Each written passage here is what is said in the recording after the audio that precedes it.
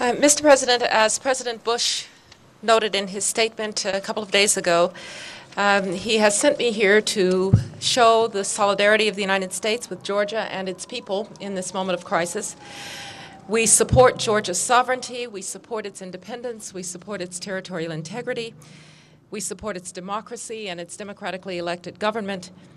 That is America's position, and in my discussions with my European colleagues, it is the position of the Europeans as well. The Russian attack on Georgia had profound implications and will have profound implications for Russia's relations with its neighbors and with the world.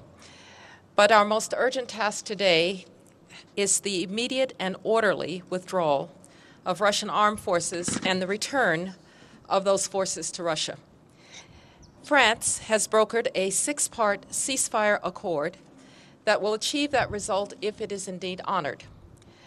President Saakashvili, as he has said, has signed this document after I have been able to offer some clarifications from President Sarkozy about the meaning of certain terms. The President has signed it, and now, with the signature of the Georgian President on this ceasefire accord, all Russian troops and any irregular and paramilitary forces that entered with them must leave immediately.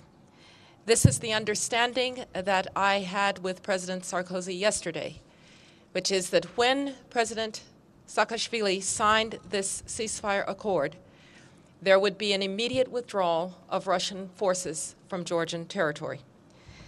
With the signature of this ceasefire accord by Georgia, this must take place and take place now. Now, in order to stabilize the situation in Georgia, we need international observers on the scene fast. And eventually, we need a more robust and impartial peacekeeping international force that would follow those monitors. Finnish Foreign Minister Stubb, who is the chairman in office of the OSCE, has told us that the monitors could come to Georgia in a matter of days. I count on Russian cooperation in getting those monitors in. The United States and others are already providing humanitarian assistance to the Georgian people. Access must be immediate and unimpeded for those humanitarian efforts. When the security situation in Georgia is stabilized, we will turn immediately to reconstruction. And people who are displaced from their homes must be allowed to return and to live in security.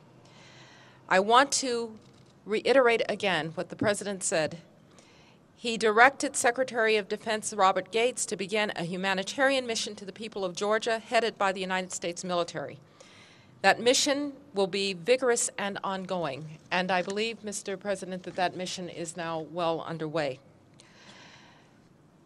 We've started work with the Georgian government and have engaged the G7, the IMF, and other international financial institutions to rapidly develop an economic support package for the Georgian economy to build on its demonstrated track record and to resume its rapid growth.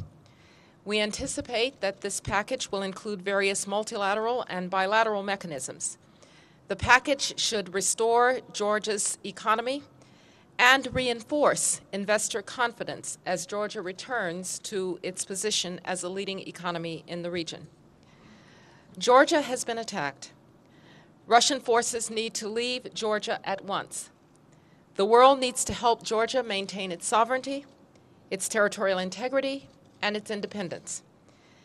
This is no longer 1968 and the invasion of Czechoslovakia, when a great power invaded a small neighbor and overthrew its government.